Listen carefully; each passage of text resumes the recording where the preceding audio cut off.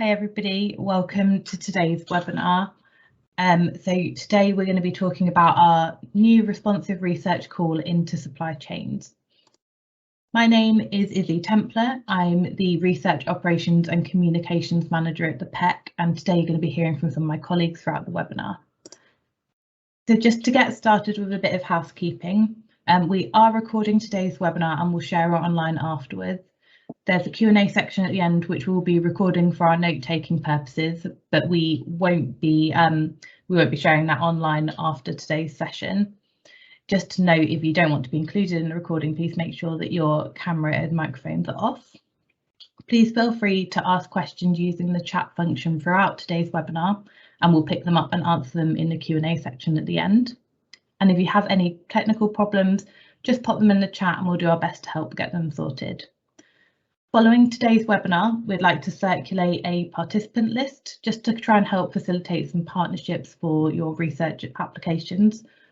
If you don't want to be included in this participant list, please let us know either using the chat function or by popping us an email. So the plan for today is to have a bit of a chat about what the Modern Slavery PEC is, go through the supply chains research call and the application process, and have a bit of a think about the ways of working with Modern Slavery PEC. And we'll end with a Q&A section. So with that in mind, let's get started. I'll hand over to Alex Bouch.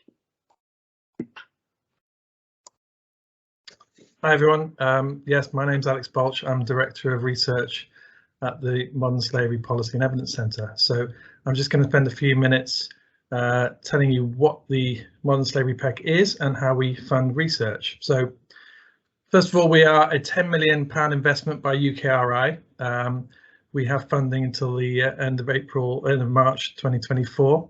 And we are made up of 6 partners. So we're a consortium of 6 research institutes. And that includes University of Liverpool, which is where I'm based, University of Nottingham, University of Hull, the Bingham Institute, where we're hosted, University of Oxford, and the Turing Institute. And we've been brought together to improve the quality of research, to improve understanding of modern slavery, but also to improve policies designed to address modern slavery. So we have guiding principles which frame all of our research, and those are effectiveness, equity, and survivor involvement. And we arrived at those principles following an extensive consultation with the sector and all stakeholders, who told us that there's a need for more research that helps us understand what works. So research that tells us about the effectiveness of policies and actions to address modern slavery.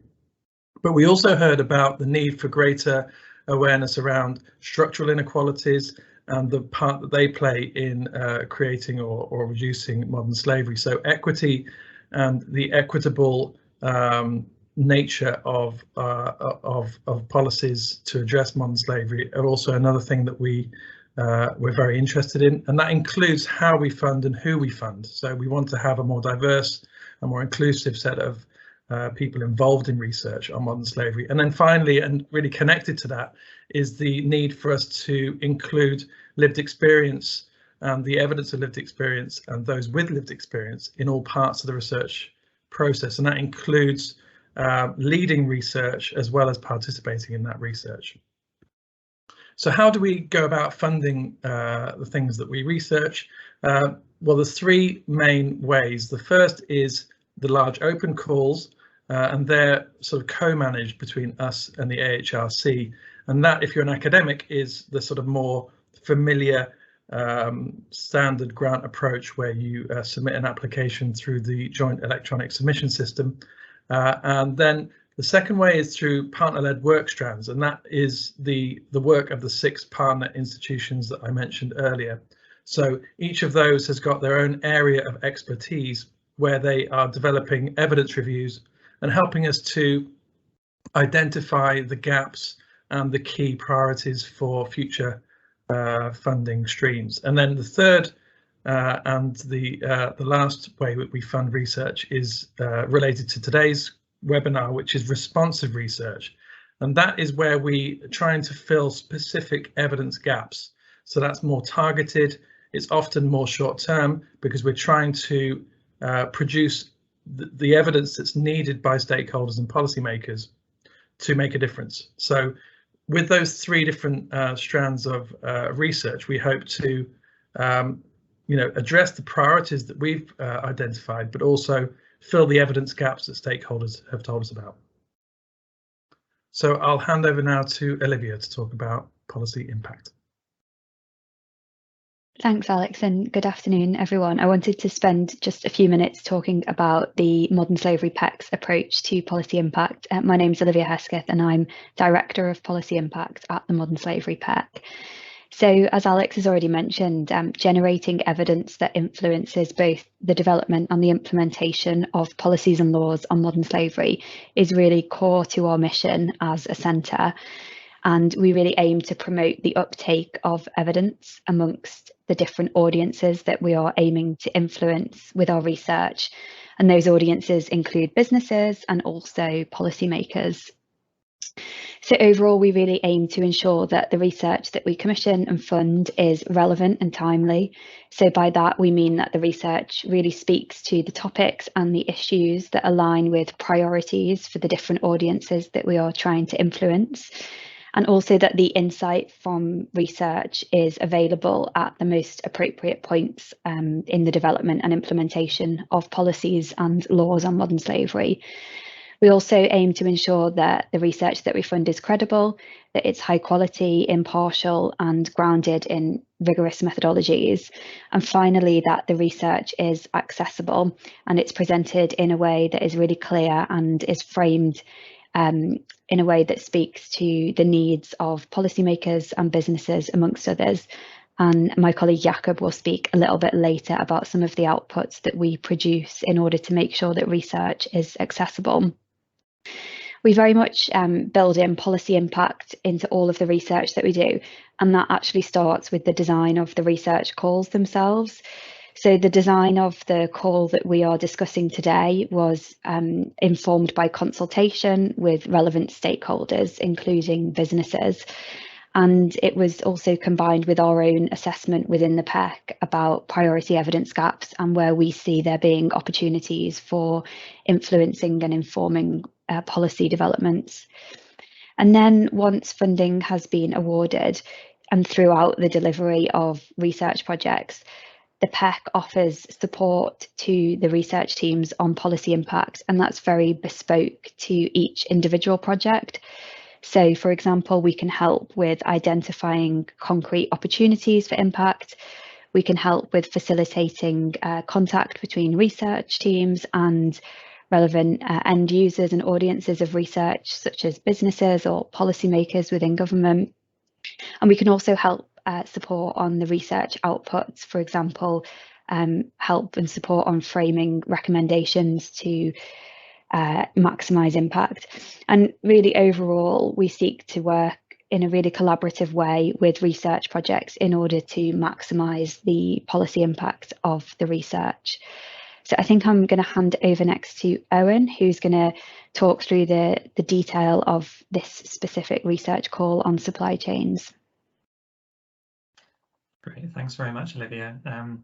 And thanks everyone for coming today. So my name's Owen Johnston. I'm Partnerships Manager at the Modern Slavery PEC, and I also coordinate our engagement with business. So I'm just going to quickly talk through this specific call that this webinar is about today. I'll talk briefly about the background to the call and how we came to this particular research question. And then I'm just going to highlight a few points from the research call documentation. I won't go through all of them, but I'll just pick out a few and talk a little bit to those to expand on them. So in terms of why we are issuing this particular research call, just wanted to talk a little bit about the background. Alex mentioned the wide consultation that we did in 2020 to inform our overall research priorities, and that included consultation with businesses amongst other stakeholder groups. And we've continued that business engagement through occasional roundtable discussions to continue refining our understanding of what the key evidence gaps are. And through those discussions, we identified quite a few evidence gaps where business stakeholders felt that research could help to provide evidence that would in turn support them to take more effective action on modern slavery. We then kind of narrowed down that list to try to refine one particular research question that could form this research call. And in order to do that, we settled on the evidence gap that had the most widespread support from the stakeholder discussions we'd had. And that was around how businesses at the top of supply chains can increase their visibility and influence over actors in the lower tiers of supply chains, particularly supply chains that are quite long, interconnected and complex. And those on this call who are familiar with this area, I'm sure won't be surprised to hear that that was a question that nearly every stakeholder said was a really key one to generate new evidence on. So we took that evidence gap and worked it up into a research question, which forms the basis for this call. And I think it's just worth pointing out that we recognise this is just one aspect of the much wider issue of supply chains and modern slavery. And this project is a relatively short, focused piece of research which aims at exploring that particular question. There are lots of other outstanding questions and hopefully future research will help to address those also. So on this slide are the four main objectives of the research, which are also in the call documentation. Just recap those briefly and then highlight a few additional points that we've included. So we're looking for a research project which will explore how businesses understand effective supply chain governance when it comes to addressing modern slavery risk, and in particular how they then put those understandings into practice. And we're particularly interested in evidence of effectiveness, which approaches work and which approaches don't, and where possible, the identification of specific examples of effective supply chain governance that other businesses could learn from and implement. And we expect this will involve a comprehensive literature review as well as primary research. Olivia mentioned that we are interested in both business and policymaker audiences in terms of the outputs of this research. And so the outputs include a full research report, but also two summary briefings, one aimed specifically at businesses and one at policymakers. So we're looking for a research project that can support recommendations aimed at both of those groups, recognising the important role that each has to play on this issue. So you'll see in the call documentation, we've set out a few additional considerations and essential elements of the research, and I'm just going to highlight a few of those now.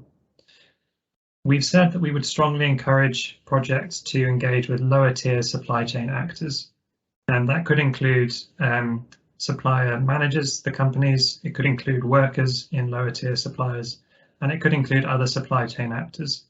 But we're really keen that there should be a bottom-up component to the research, as well as the top-down one of looking through the business at the top of the supply chain. We've also said that we would encourage research that looks at non-standard tools for supply chain governance, as well as more standard tools such as contractual clauses, which is not to say the more standard tools are not interesting or important, but it would be good if there was some focus on non-standard approaches as well, such as, for example, cost incentives for suppliers, which is one example that came out of earlier conversations. We've also said we would encourage that the project has a focus on a particular sector, and that if possible, there should be a sector that hasn't been so well covered in previous research and conversation. So we know that some sectors have had quite a lot of attention, such as garment manufacturing, food, electronics, to some extent construction. We're not saying that those are out of scope, but we would encourage proposals to look at sectors that have had less attention, so that we could learn new lessons from them or address previously underexplored issues. Relatedly, we would expect proposals to primarily focus on businesses that are established or based in the UK, as just in recognition of the limited scope of this project. And then finally, there are 2 points we've included in the essential elements of this research around engagement with other stakeholder groups, which are particularly important, so I just wanted to pull those out. One is around engagement with those who are directly affected. So a key commitment for the Modern Slavery PEC is to increase and improve engagement with those who have lived experience of modern slavery, not just as research participants, but also in the design and implementation of research projects. And so in this case, we would expect to see engagement with those who are perhaps at risk of or who have lived experience of modern slavery in the lower tiers of supply chains. We do recognise that engagement could take a number of different forms. And for this particular project, it might be that it happens through, for example, representative bodies such as trade unions. So the important thing for us is that proposals set out what approach they intend to take and why. So there's a robust justification for it. And of course, that proposals also include the appropriate safeguarding and ethics considerations. And then the second point around engagement with other groups is around engagement with business. Again, a key commitment for the Modern Slavery PEC is diversifying the stakeholders who are involved in conducting modern slavery research. So there's a greater variety of perspectives involved. And businesses are, of course, one of those groups and a key one for this research project. And you'll see that this call requires at least one non-academic partner. So we would expect to see some form of business engagement to support this research project. And again, what we'd like to see in proposals is a description of what that looks like and a justification for it. But again, it could take a number of different forms, and we've highlighted some of those in the call documentation. So it could be working with an individual business, or it could be working through, for example, an industry association or a multi-stakeholder initiative. So there are various different kinds of collaboration that could form part of the project. Those are the key points that I wanted to highlight from the call documentation on the scope of this particular project. And I'm now going to hand over to my colleague Kelly to talk about the specific application requirements.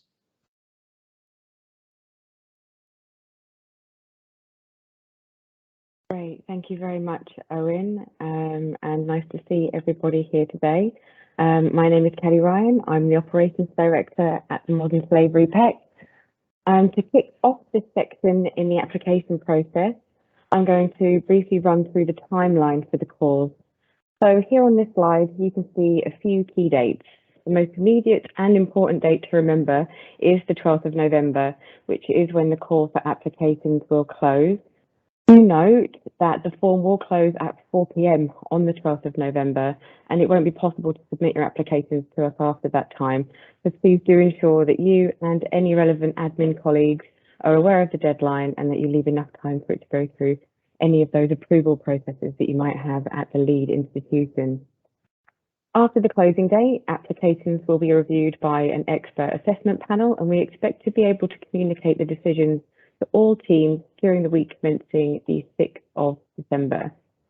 We expect the project to start by the 17th of January at the very latest, and for the final outputs to be delivered by the 17th of May in 2022.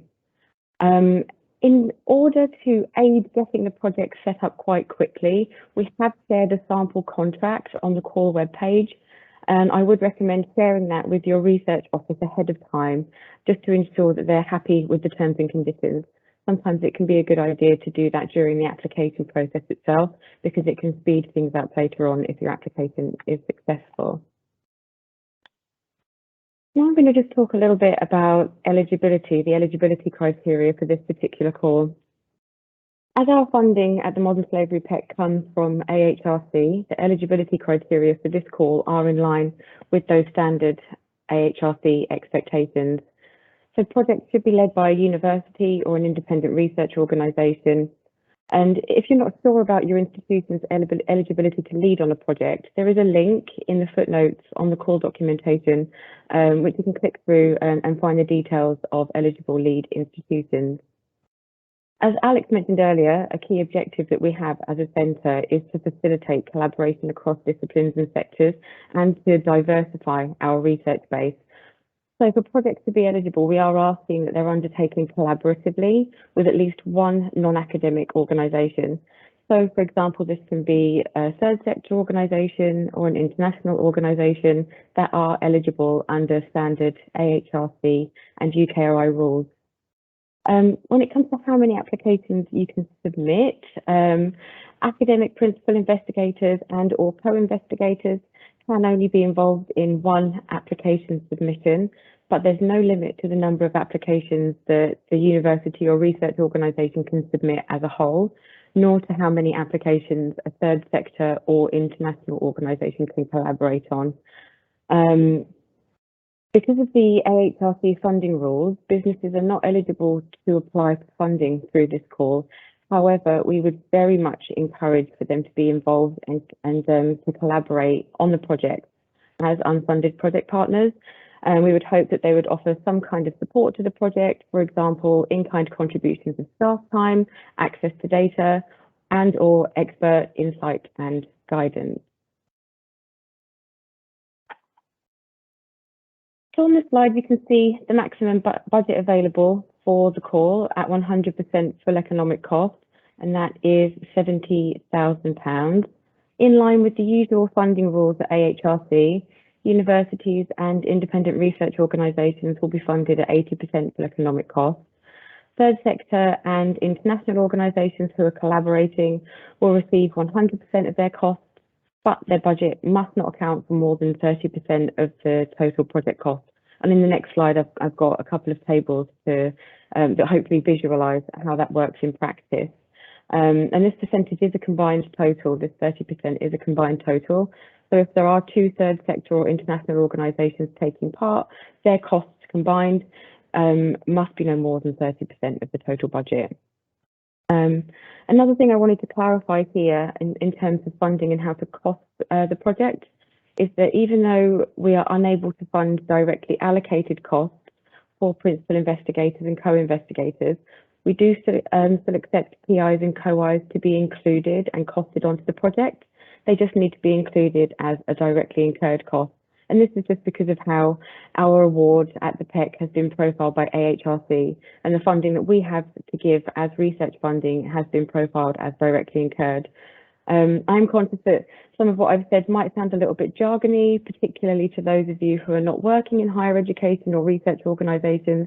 But the good news is that you don't need to worry too much about those technical terms as they do relate to unis and research organisations. If you do work in one of those organisations and you're still not sure about these details and this jargon, I would recommend having a chat with your local research support office. We'll be able to help you demystify and make sense of this for your specific project. So here are those budget examples that I mentioned before. In scenario one, it's a simple project involving one university and a collaborating organisation. So that's either the third sector organisation or the international organisation. The total project budget combined comes to 70,000, and the third sector budget is 21,000, which is 31% of that total project budget. If you take a look at the table and have a look at the percentage SEC awarded column, the third sector organisation gets 100% of that 21,000 that it has requested, whilst the university will receive 80% of the amount of funding that it's requested. In scenario two, we have a slightly different project with two universities or research organisations collaborating and two collaborating organisations. A slightly smaller project budget of 60,000. And if you look at the column of percentage of the total cost, you'll see that when combined, the figures for the collaborating organisations equal 30% of the total project budget. So that is the 22% and the 8%. These examples have been uploaded to the core page on our website. So you can go and take a look, download them, and I would recommend sharing them with your research manager or whoever's going to be costing this project for you, if you think it's going to be useful in helping them to cost that. Now I'm going to talk through the assessment process.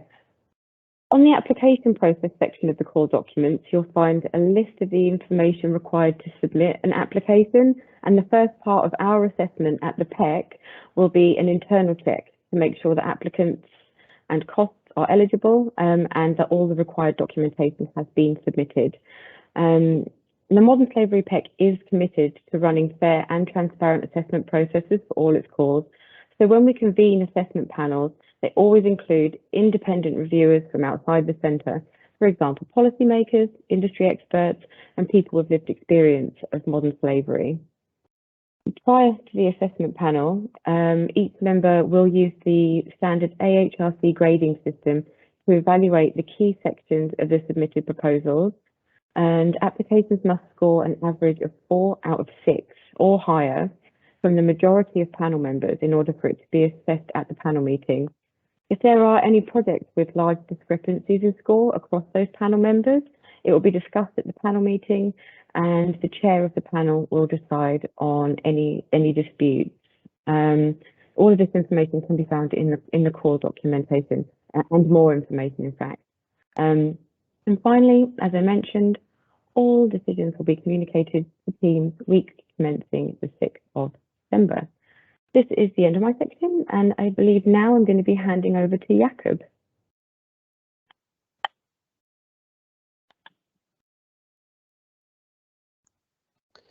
Hi everyone, my name is Jakub Sobik. I'm a communications director at the Modern Slavery PEC, and I wanted to talk a little bit about how the successful research teams will work with us throughout the project.